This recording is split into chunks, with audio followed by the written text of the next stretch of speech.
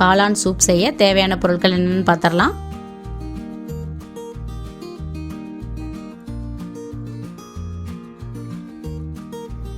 காளான் 200 கிராம், பெரிய வெங்காயம் 1, தக்காளி 1, மல்லித்தலை கொஞ்சம் போல், சோளமா 1 டீஸ்பூன், ஜீரகம் 1 டீஸ்பூன், மிளகுத்தூள் 1 டீஸ்பூன், இஞ்சி பூண்டு விழுது 1 டீஸ்பூன், கரம் மசால் 1/2 டீஸ்பூன்.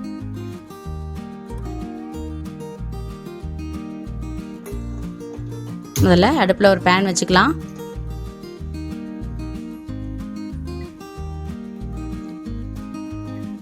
சூப் எப்பயுமே நல்லெண்ணெயில் தான் செய்யணும், அப்போ தான் உடம்புக்கு ரொம்ப நல்லது. அதனால் நான் 2 டீஸ்பூன் நல்லெண்ணெய் ஆட் பண்ணுறேன்.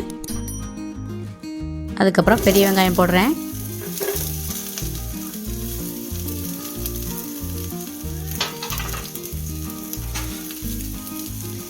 வெங்காயம் நல்லா வதங்கட்டும்.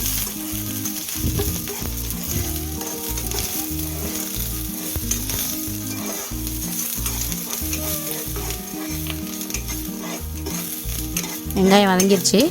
இஞ்சி பூண்டு விழுதை சேர்த்துறேன். 1 டீஸ்பூன் ஆட் பண்ண போகிறேன்.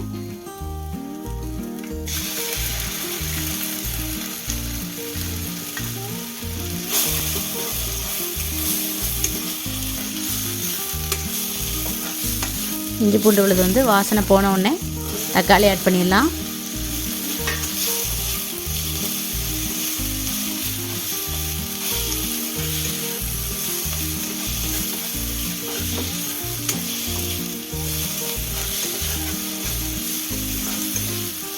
தக்காளி வதங்கிடுச்சு. இப்போ காளான் ஆட் பண்ணுறேன்.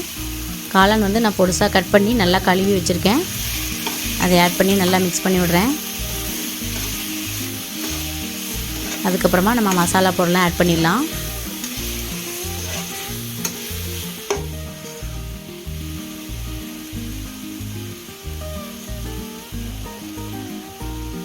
கரம் மசால் 1/2 டீஸ்பூன், ஜீரகத்தூள் 1 டீஸ்பூன், மிளகுத்தூளில் 1 டீஸ்பூனில் பாதி ஆட் பண்ணுறேன். கடைசியில் பாதி போட போகிறேன். அதை எடுத்து வச்சுக்கலாம். கொஞ்சம் போல் தண்ணி சேர்த்துட்டு நல்லா வதக்கி விட்டுறலாம்.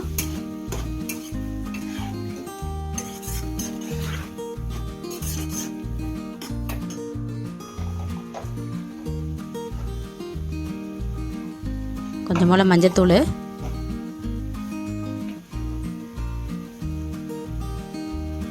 சூப்புக்கு தேவையான அளவு உப்பு. நான் 5 டம்ளர் ஆட் பண்ண போகிறேன் தண்ணி. அந்த அளவுக்கு நம்ம உப்பு ஆட் பண்ணிக்கலாம். ஆட் பண்ணிவிட்டு நல்லா மிக்ஸ் பண்ணி விட்டுட்டு நம்ம தண்ணி ஊற்றிடலாம்.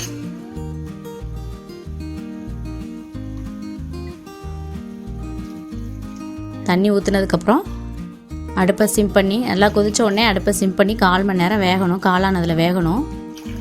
அப்போ தான் அதோட டேஸ்ட் அதில் இறங்கும்.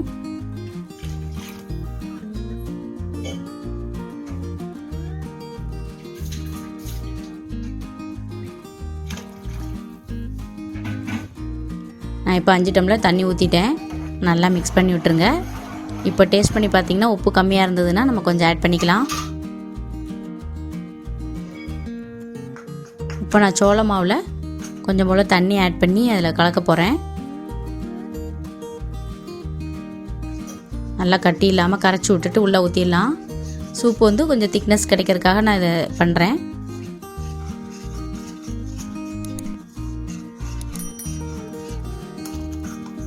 ஊற்றிட்டேன். நல்லா கொதிக்கட்டும். கொதித்து 1/4 மணி நேரம் வேக விடணும். வேகும்போது நல்லா வாசனை நல்லா இருக்கும். அதே மாதிரி சூப்பு குடிக்கிறதுக்கும் டேஸ்ட்டாக இருக்கும். செஞ்சு பாருங்கள்.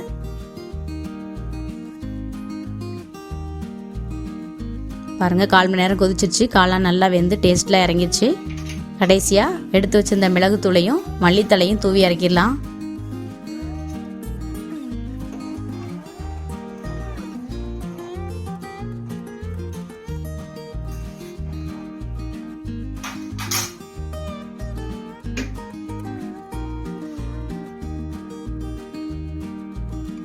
சத்தான காளான் சூப் ரெடி.